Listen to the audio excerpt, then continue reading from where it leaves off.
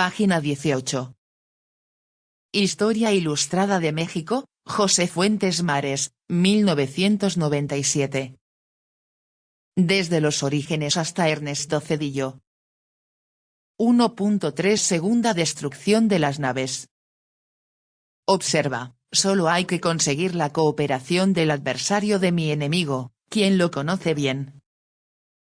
Incluso en esa alianza, el enemigo de mi adversario luchará con gusto con tal derrocar a sus opresores. Ya en la victoria, el poder será nuestro. Esta se produjo instalados ya los castellanos en Zempoala al canto de un amor repudiado. El cacique gordo habíales presentado a un grupo de doncellas para con ellas hacer generación y elevar la amistad al rango de parentesco. Mas don Hernando se opuso al himeneo mientras no abandonaran ellos el culto de los ídolos y sus pecaminosas sodomías, pues sodomitas eran, según Bernal andaban muchos vestidos con hábitos de mujeres, que andaban a ganar en aquel maldito negocio, y cada día sacrificaban delante de nosotros 3 o 4 o 5 indios, y los corazones ofrecían a sus ídolos, y la sangre pegaban por las paredes, y cortábanles las piernas y los brazos, y los muslos, y los comían como vaca que se trae de la carnicería en nuestra tierra. Hoy no se justificaría el empeño castellano de convertir a las doncellas a la fe de Cristo antes de acostarse con ellas, mas los tiempos eran otros, y Cortés no estaba dispuesto a pasar por la cama o el petate sin las previas fórmulas de su conversión y bautizo. No contaba con la actitud del cacique gordo y sus sacerdotes, quienes, aunque al parecer dispuestos a modificar sus conceptos sobre el amor contra natura, no transigían en el abandono de la religión de sus mayores. Ante la negativa se enfureció Cortés, amenazó con la destrucción de los ídolos zempoaltecas, y uniendo obras a palabras ordenó la consumación del sacrilegio.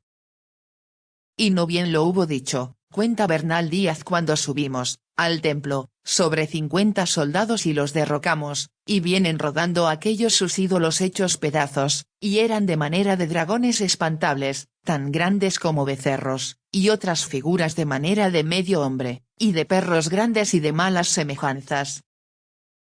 Y cuando así lo vieron hecho pedazos, los caciques y papas que con ellos estaban lloraron y taparon los ojos, y en su lengua totonaque les decían que les perdonasen, y que no eran más en su mano, ni tenían la culpa sino esos teules que los derrocaban, y que por temor de los mexicanos no nos daban guerra. Y luego el cacique gordo mandó a sus gentes que se fuesen delante de nosotros, y que no hicieran guerra. Y después que Cortés los vio sosegados les hizo un parlamento, y así se apaciguó todo. Derribados los ídolos, de las paredes del templo desaparecieron las manchas de sangre. Bajo la cal purificadora en el adoratorio se colocó una cruz de madera sobre el altar improvisado. Dijo misa el padre Olmedo, ante una imagen de Nuestra Señora amonestó a los zempoaltecas por sus sacrificios e idolatrías, y bautizó a las doncellas para que, una vez administrado el sacramento, pudieran dejar de serlo en brazos de los castellanos. Con solo unos pocos españoles a su lado, Cortés atentaba contra la fe y prácticas religiosas de un país desconocido. TV escribe. Demasiado atrevimiento, cuando en estas cosas de las creencias, dogmas y fe, los pueblos reaccionan de manera brutal. Fuentes Mares escribe. 4 siglos más tarde, Tomás Garrido Canaval, gobernador de Tabasco de 1919 a 1934, repetía la escena de Zempoala en las iglesias católicas de Tabasco, y los tabasqueños miraban, aterrorizados, como ardían en la hoguera de los Jueves Rojos imágenes y retablos, si bien, como los zempoaltecas, tampoco opusieron resistencia. También durante la Guerra Cristera se consumaron 1000 atentados por el estilo, y el general Cárdenas llegó a entrar en un templo a lomos de su caballo, probando que, si bien la historia no se repite, varios de sus episodios guardan asombrosa semejanza. Mas Garrido Canaval contaba con Cárdenas y sus aguerridos rufianes llamados Camisas Rojas, y don Plutarco tuvo al ejército con capacidad de tiros suficiente para acabar 4 o 5 veces con la vida de cada uno de los mexicanos. Cortés en cambio, al destruir sus naves por segunda vez, estaba en Zempoala con 300 españoles, muchos de ellos poco confiables por sus proclividades velazquistas, sin medios para cubrir la retaguardia, inexistente cualquier posibilidad de recibir auxilio de Cuba, y en cambio expuesto a la venganza de Velázquez. Página 20. Según San Google, Hernán Cortés ordenó la destrucción de los ídolos y templos de los zempoaltecas, una acción que se considera un acto de fuerza y conversión religiosa durante la conquista de México. El contexto histórico: alianza con los totonacas. Cortés se alió con los totonacas, enemigos de los mexicas, y llegó a la ciudad de Zempoala. La destrucción de los ídolos. Cortés, con el apoyo de los totonacas, ordenó la destrucción de los ídolos y templos zempoaltecas, demostrando su autoridad y marcando una ruptura con la religión indígena. La justificación de Cortés. Cortés argumentó que esta acción era necesaria para eliminar la idolatría y promover la conversión al cristianismo. El impacto en la conquista. La destrucción de los ídolos y la alianza con los totonacas fueron pasos clave en la conquista de México, permitiendo a Cortés avanzar hacia Tenochtitlán. En detalle, la alianza. Cortés se dio cuenta de la importancia de aliarse con otros pueblos indígenas para facilitar su conquista de Tenochtitlán. La acción. Cortés, con la ayuda de los totonacas, llevó a cabo la destrucción de los ídolos y templos de Zempoala.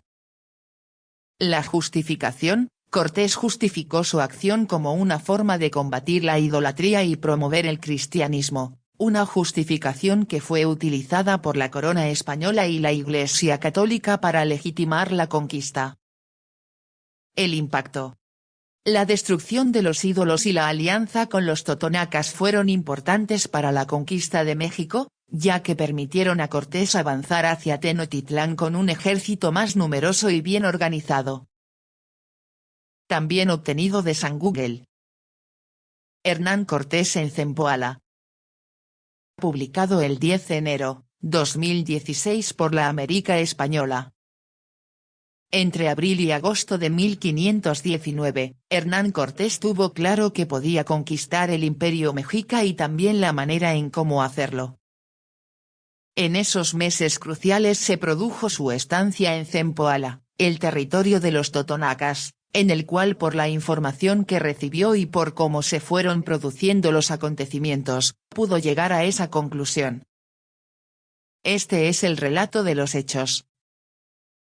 Después de salir de Tabasco por mar, el 12 de abril de 1519, ruta Zempoala, la expedición de Hernán Cortés continuó costeando hacia el noroeste, pasó la desembocadura del río Tlacotalpan y el 20 de abril llegó a la isla de los Sacrificios. Allí se orientó con unos nativos y al día siguiente ancló enfrente de la isla de San Juan de Ulúa, nombre dado por Grijalva, un año antes, a menos de media milla de tierra y cerca de la ciudad totonaca de Chalchihuaycan, que es hoy el puerto de Veracruz, no confundir con la Villa Rica de la Veracruz, fundada más al norte en Quiahuiztlán, a unos 70 kilómetros. Se encontraban en las tierras de Zempoala. A principios del siglo XVI Zempoala era la principal ciudad totonaca.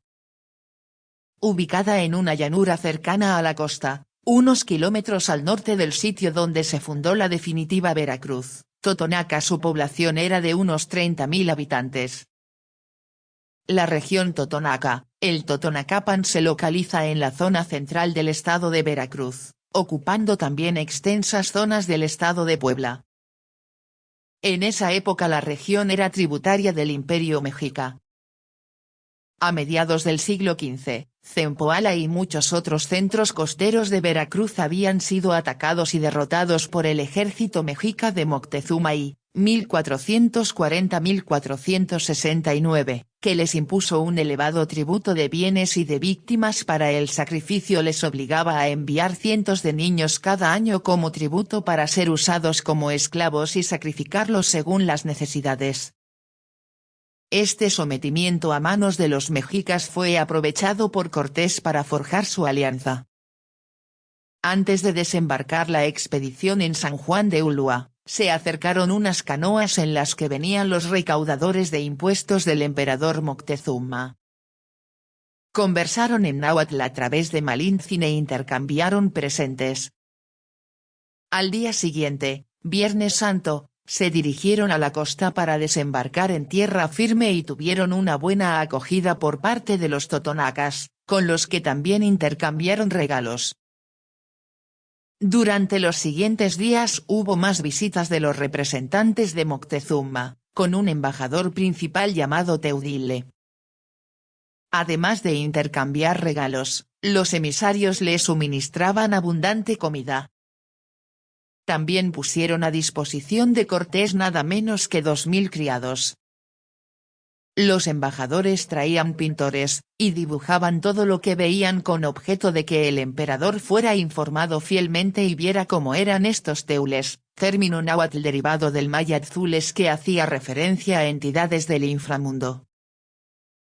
El día 1 de mayo tuvieron otra entrevista con Teudile, que fue cuando le trajo 2 ruedas, una de oro y otra de plata, la de oro de 2 metros de diámetro y 5 centímetros de ancho, con un peso aproximado de 16 kilos. Cuando se fue, aparecieron otros nativos de aspecto diferente a los mexicas, que habían estado aguardando la ocasión para acercarse a los españoles. La oportunidad se les presentó cuando los enviados del emperador se fueron. Entonces un pequeño grupo apareció de entre las dunas de la costa, y solicitaron, en una lengua desconocida, la totonaca, una entrevista con el capitán español. Hablando en náhuatl, a través de Malintzin, la intérprete, le transmitieron a Cortés la invitación de su señor para que visitara la ciudad de Zempoala. Según Bernal Díaz del Castillo, su indumentaria y apariencia era diferente a la de los otros indios conocidos, traían grandes agujeros en los bezos de abajo, y en ellos unas rodajas de piedra pintadillas de azul, y otros con unas hojas de oro delgadas, y en las orejas muy grandes agujeros, en ellas puestas otras rodajas con oro y piedras, y muy diferente traje, que traían que los mexicanos que solían estar con nosotros. Estos mensajeros habían sido enviados por el soberano de Zempoala, Chicomecatl, invitando a Cortés a visitar su ciudad donde le daría información respecto a la hostilidad que, desde tiempo atrás, mantenían con Moctezuma y los mexicas. La ciudad de Zempoala se ubicaba a un sol de distancia y el término de su tierra estaba a medio camino en un gran río que hacía frontera con las tierras del Tlataón y Mexica. Teudile acudió de nuevo con regalos y le comunicó que Moctezuma no podía recibirle y que su deseo era que se marchasen de su tierra. Cortés le dijo que se quedaría hasta que pudiese verlo. Teudile retiró los sirvientes y desde ese día dejaron de llevarles provisiones. Desde el desembarco frente a San Juan de Ulúa, la expedición de Cortés había permanecido en este primer asentamiento costero. Pasados unos días y no sin algunas diferencias entre los españoles, habían fundado provisionalmente el regimiento del futuro poblamiento con el nombre de Villa Rica de la Veracruz, con idea de ubicarlo en un lugar más adecuado, ya que habían tenido varios casos de malaria. Mediante una pequeña expedición por barco encontraron el lugar idóneo más al norte, a unas 40 millas náuticas, que se correspondía con la ciudad de Quiahuiztlán. Después de que se quedaran sin provisiones, decidieron trasladarse al nuevo emplazamiento. El 7 de junio se pusieron en marcha, sabiendo ya, que en el camino pasarían por la ciudad a la que habían sido invitados, Zempoala. Envió por mar las provisiones y la artillería, y Cortés con el grueso del ejército marchó por tierra. Al entrar en la ciudad, se quedaron Zempoala admirados. Conforme los soldados fueron avanzando, se asombraban al ver el trazo de sus calles y las grandes construcciones. Una multitud se congregó para ver de cerca a los extranjeros. Mientras, uno de los soldados de los que se habían adelantado, gritaba emocionado que la ciudad estaba cubierta de plata.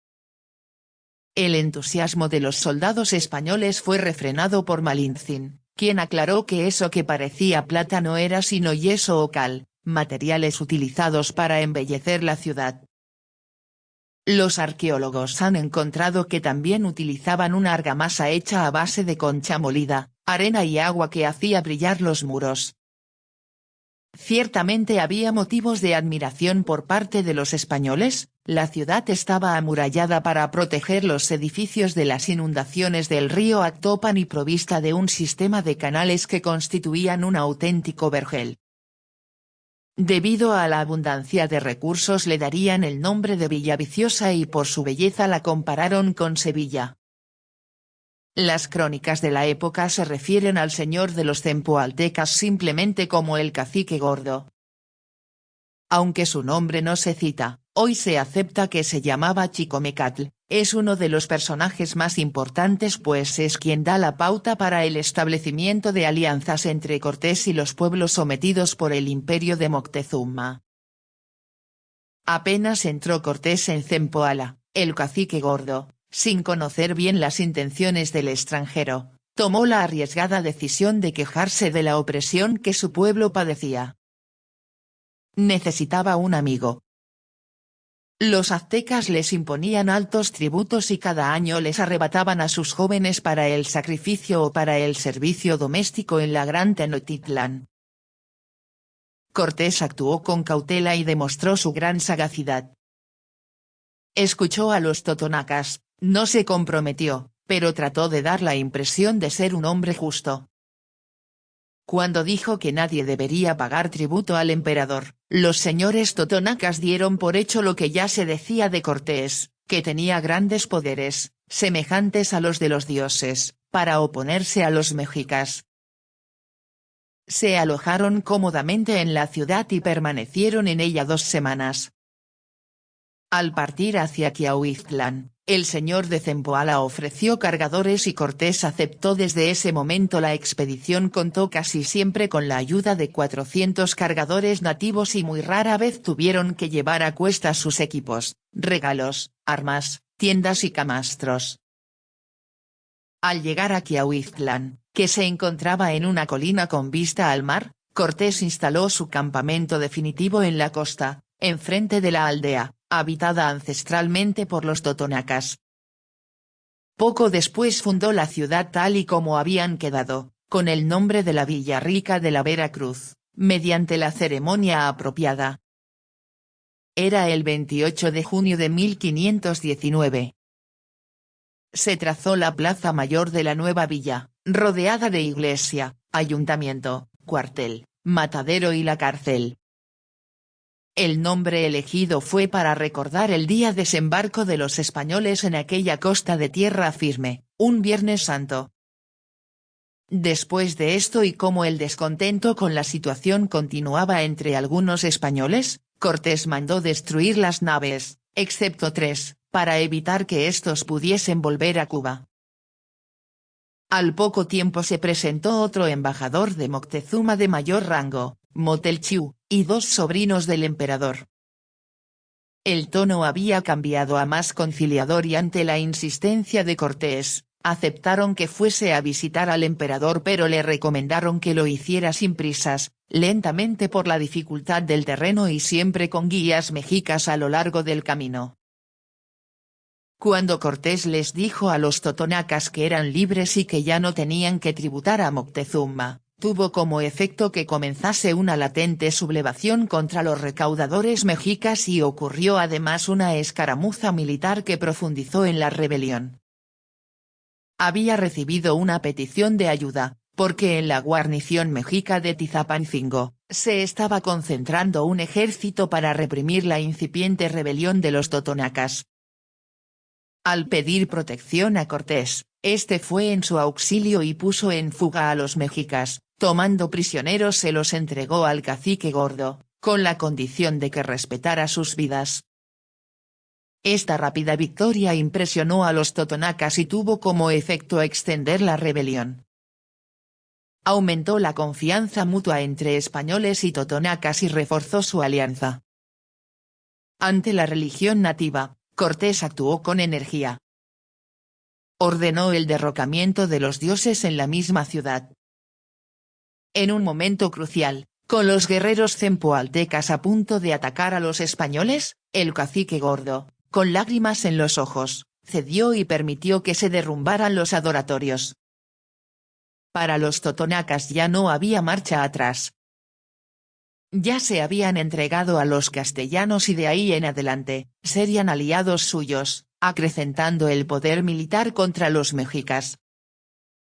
En la actualidad, en otras partes, sería posible que, si un ejército extranjero llegase a territorio nacional, seguramente muchos se unirían a él, porque así sucede, ante el descontento, es mejor apoyar a un invasor que seguir viviendo oprimido por un sistema abusivo. Los cempoaltecas desempeñaron un importante papel al momento de iniciarse la conquista del Imperio Mexica. Ellos, al ser los primeros en aliarse a Cortés, le mostraron cuál sería el procedimiento a seguir para conseguir el derrocamiento de Moctezuma. Cuando Cortés partió hacia el altiplano tomó la dirección de Tlaxcala. Fue con la intención, por consejo del cacique Gordo, de establecer una alianza con uno de los más fuertes adversarios de los mexicas. En estos 4 meses, Hernán Cortés había actuado con 3 estrategias simultáneas. La primera para seducir y reprimir a los españoles descontentos. La segunda para aliarse con los totonacas y la tercera para confiar y atemorizar a los mexicas. Respecto a Tomás Garrido, San Google escribe. Tomás Garrido, gobernador de Tabasco que prohibió la religión y el alcohol. El mandato de Tomás Garrido Canaval implementó un gobierno que se oponía a la religión, creó escuelas racionalistas y rechazaba el consumo de alcohol. Garridismo. El gobierno de Tomás Garrido Canaval se caracterizó por la implementación de un régimen que se oponía a la influencia religiosa, al alcohol y promovía el racionalismo en las escuelas. La época conocida como el garridismo en Tabasco, representó un punto crucial en la historia de Tabasco, pues tras el triunfo del Plan de Agua Prieta, el gobierno obregonista apoyó a Tomás Garrido como candidato al gobierno de Tabasco. Fue gobernado 3 veces durante el periodo de 1919 y 1934. Garrido Canaval, implementó un gobierno que se oponía a la influencia de la Iglesia, adoptaba una postura intolerante hacia el consumo de alcohol y, sobre todo, promovía la creación de escuelas basadas en la educación racionalista, inspiradas en las ideas del catalán Francisco Ferrer, defensor de la destrucción de templos religiosos. Postura anticatólica. En ese tiempo, muchos templos católicos fueron destruidos, algunos se transformaron en bibliotecas o escuelas racionalistas. Aunque la Constitución mexicana de 1917 ya promovía la educación para el pueblo y se había creado la Secretaría de Educación Pública durante el gobierno de Álvaro Obregón, en Tabasco esta institución aún no se encontraba plenamente establecida. Destrucción de templo católico. Demolición de la Catedral de Esquipulas. Con las políticas antirreligiosas de Garrido Canaval, obligó a que los sacerdotes contrajeran matrimonio y prohibió el uso de símbolos religiosos, con el propósito de impulsar una revolución cultural, ordenó la quema y profanación de imágenes religiosas en plazas públicas. Durante estos actos, ordenaba que los fieles fueran quienes prendieran fuego a sus propias imágenes. Escuelas racionalistas. Las escuelas racionalistas inculcaban a los niños la idea de que el conocimiento científico se obtiene a través de la experiencia, libre de dogmas religiosos. Además, Garrido Canaval exigía que los maestros aprendieran a manejar tractores y, según algunos informes, intentó que aprendieran a pilotar su avioneta Guacamayo. Las rutinas de estas escuelas eran actividades agrícolas, horticultura y floricultura. Cada salón de clases cuidaba una parcela cuyas cosechas se vendían para financiar mejoras en la escuela. Después de estas labores, los niños se reunían para izar la bandera nacional y entonar el himno nacional mexicano y el himno a las escuelas racionalistas. En 1934, el Gral. Lázaro Cárdenas elogió la disciplina, conocimiento y avances de las escuelas racionalistas tabasqueñas. Sin embargo, con la caída del garridismo en 1935, estas escuelas perdieron su respaldo. Acciones Garrido Canaval. Garrido aplicó medidas severas contra los ladrones y violadores, llevando a cabo ejecuciones mediante ahorcamientos en ceibas como castigo para muchos de ellos. En su estrategia de gobierno, Garrido estableció un grupo paramilitar conocido como los Camisas Rojas, compuesto principalmente por jóvenes. Este grupo fue responsable de la caída política de Tomás Garrido. Para aquellos quienes consumían alcohol y se exponían públicamente, los castigaba con años de cárcel, además de haber cerrado los expendios de alcohólicas y prohibió la producción de las mismas. Voto a la mujer. El 21 de febrero de 1925, Garrido Canaval promulgó un decreto que concedía a las mujeres el derecho al voto, convirtiendo a Tabasco en el primer estado del país en hacerlo. Los gobiernos que sucedieron no solo criticaron los eventos de 1935, sino que también guardaron silencio ante la masacre de 1937 en Cuauhtémoc, donde promotores del garridismo y la enseñanza racionalista fueron asesinados, marcando el fin de la intolerancia religiosa, la prohibición del alcohol y la educación racionalista en Tabasco.